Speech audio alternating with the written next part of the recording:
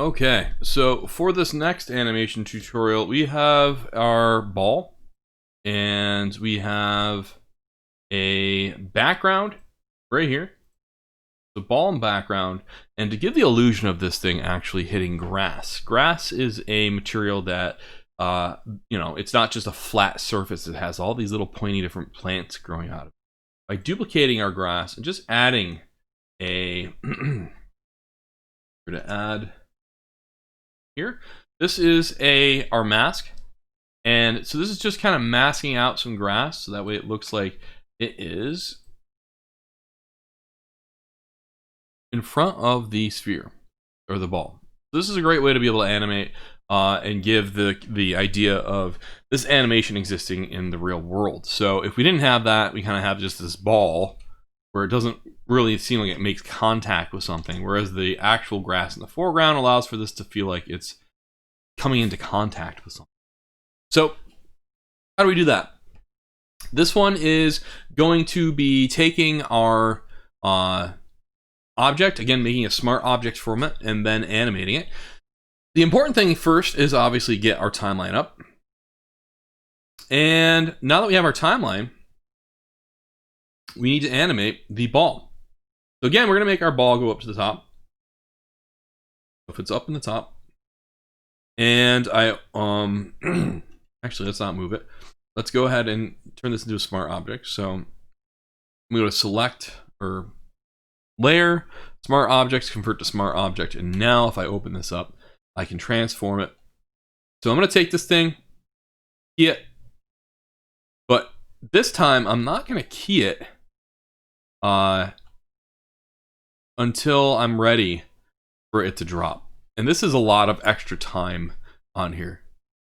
This might only take about 2 to 3 seconds, so I don't need all this extra stuff. I'm gonna go maybe around here and then take my end, drag it over, and it should snap. So now if I hit the play button, this will end at that spot. So if I think about it, it falls, so fall. And I'm going to hit play while I'm thinking about this. So I'm going to hit play. I think I'm already probably done at about here. So let's just test this out. So I'm around here and I'm going to take this thing and I'm going to key it. I'm going to hit the key. That's where it needs to be at the end. Where does it need to be before that? Up in the air. Let's just take that thing and drag it upwards. I'm going to hold down shift while I'm dragging it so it doesn't move from left to right. I'm going to hit the space bar. Oh boy, that looks terrible. So we need to make this thing not take that much time. So maybe let's just move this key over here and then hit the play button. That's still super slow. We need to kind of just figure out how long does this need to take for this ball to hit the ground. Starting to get a little bit more realistic. So I'm just moving this back end around to get that timing right. Once it hits the ground though, it's a ball and it's a soft surface. I need to make some adjustments to it. So if it's hitting the ground, I'm going to make it go back up in the air. And then I'm going to make it drop back down. Now I can drag it back down, or I could take this keyframe, copy it, and then just Control V, or where is it? I'm gonna hit paste. There we go. Control V will do nothing, so don't do that. Just right click, copy, and then when you have that, just hit paste, and it'll paste it wherever this red line is. So now if I hit play, okay, it's bouncing, but man, I made that go up too high. So I'm gonna hold down the shift and left click, drag that, so it's just not, it's more subtle maybe. It's a little intense. I need to just hold down that. Drag that down, hit play. Better. Now I'm having it, it's kind of going out to the left. So I'm going to just kind of move this over. I apologize if you hear a screaming toddler. He's supposed to be taking a nap, and there's World War III going on, I think. There we go. So this is starting to look a little bit better. We have this thing falling down. It is still shifting, so maybe just to prevent ourselves from even seeing that, we'll just go up again.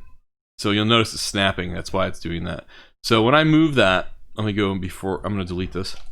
I have snapping on, so it's going to snap to an area. I need to go to my view and then turn off snap. Now if I hold down shift and drag, it shouldn't do that, and that was why I was getting that really weird snap to the left when it hit the ground. So I'm going to scrub through, it hits, we'll go midway, bring that up just a little bit. There we go. And now if I hit play, much better. And that's all the animation really is a little bit of a bounce. So I need to trim this. Probably not that long. Or that short. And probably not that short. So we need to give ourselves a little bit of time to digest the animation. Oftentimes, it's just a little bit of extra hold at the end of whatever the primary action of your animation is. And for me, if I'm ending it here, it should usually be at least like a second or two after that primary. So I'm going to move it maybe to around here, play it. And that seems a lot better. The reason why we do that is because a primary action is being digested in your head when you see that.